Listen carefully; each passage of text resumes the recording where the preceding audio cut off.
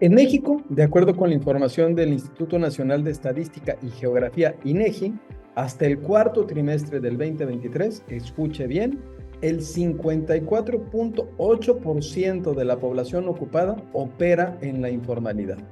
Es decir, estamos hablando de más de 32.5 millones de personas que son invisibles para las reformas y para las leyes que impulsa tanto el gobierno como el poder legislativo, los diputados y los senadores.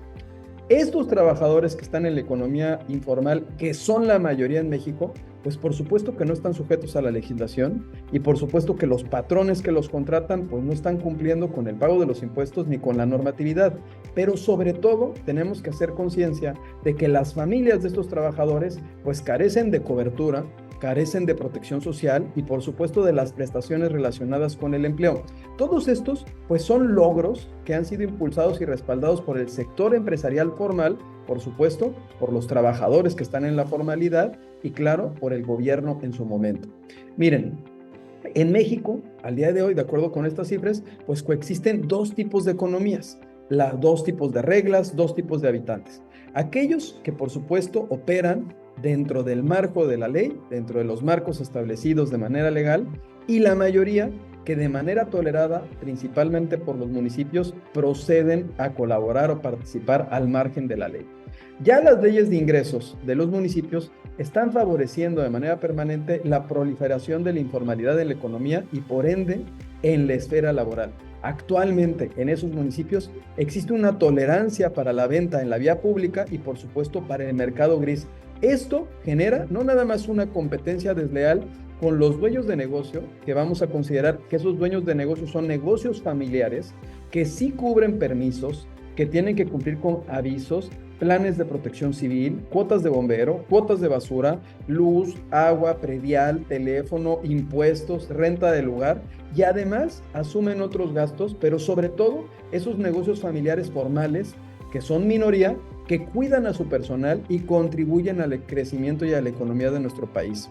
Hoy vemos que hay una serie de reformas que impulsan tanto los diputados como los senadores, bueno, que están enfocadas nada más en el 45% de la economía, incluso los incrementos salariales en los cuales participamos nosotros para que se llevaran a cabo y que también participa el sector obrero y el gubernamental, pues esos beneficios y esas modificaciones, pues única y exclusivamente alcanzan a menos de la mitad de la población económicamente activa. Pero lo preocupante es que dejamos desprotegidos a quienes sí consumen los productos y servicios que son los consumidores y también se dejan desprotegidos a los que trabajan en la informalidad. Miren,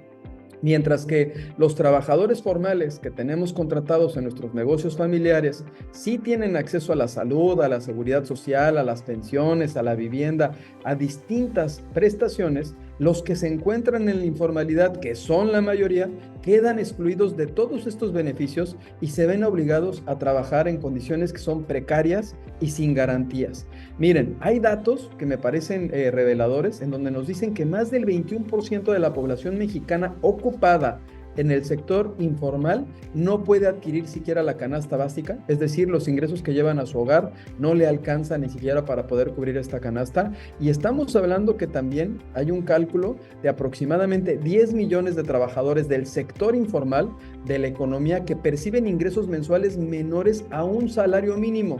Y el resto de los trabajadores que están en ese segmento de economía informal perciben ingresos mayores entre un salario mínimo y máximo hasta 5 salarios mínimos. En este tipo de economía, que es la economía de la otra mitad del país, la de la mayoría, la de ese 54% que es la economía informal, también hay una afectación directa para los consumidores. Los consumidores, por supuesto, que se ven expuestos a productos de origen dudoso, artículos robados, artículos en mal estado, incluso artículos que no tienen garantías. Y esto, por supuesto, debido a la presencia de vendedores que son informales que no cumplen con ninguna normativa. Pero también tenemos que pensar nosotros en que sigue creciendo la presión tributaria y normativa. Es decir, para los dueños de negocios familiares, que la mayoría en México son pymes, el 98% de los negocios están en este segmento, que sí crean empleo formal y que representan ese 45.2% de la formalidad laboral, se encuentra en incremento la presión tributaria,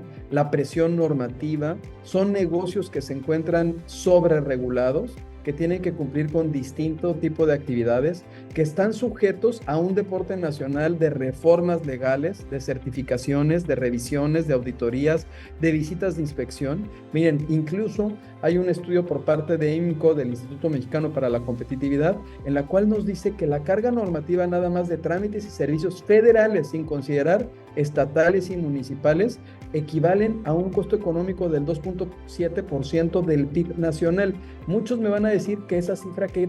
quiere decir? Bueno, el PIB, ese 2.7%, sería, por ejemplo, la aportación total del estado de Michoacán durante todo un año. Miren,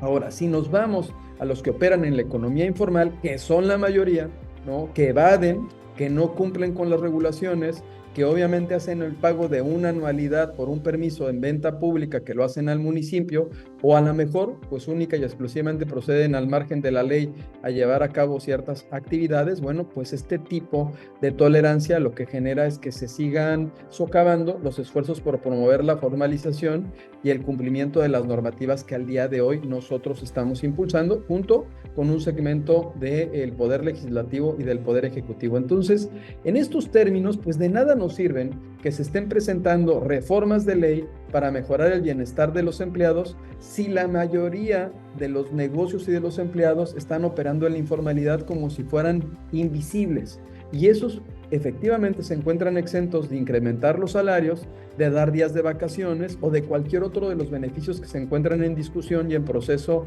de promoción dentro del propio Poder Legislativo. Hay, por supuesto, un problema estructural en la informalidad, ya es un problema estructural en México, porque representa más del 50% de nuestra economía, y es algo que es sorprendente que no visualicemos. Y las reformas que se están impulsando al día de hoy como deporte nacional, pues obviamente no atienden a la realidad y a la generación de pobreza en millones de trabajadores y sus familias, a que al ser invisibles, pues claro que quedan al margen de la ley de todos los beneficios de un sistema de salud y de todos los beneficios de pensiones para el retiro, de acceso a la vivienda o de cualquier otra prestación por estar en este segmento de la informalidad. Y claro que hay información, incluso oficial, que nos habla de cuáles son los estados que tienen mayor informalidad. Hay una encuesta nacional de ocupación y empleo que ustedes pueden revisar y pues vemos que Oaxaca tiene el 81.1% de informalidad, Chiapas el 73%, Hidalgo el 71%,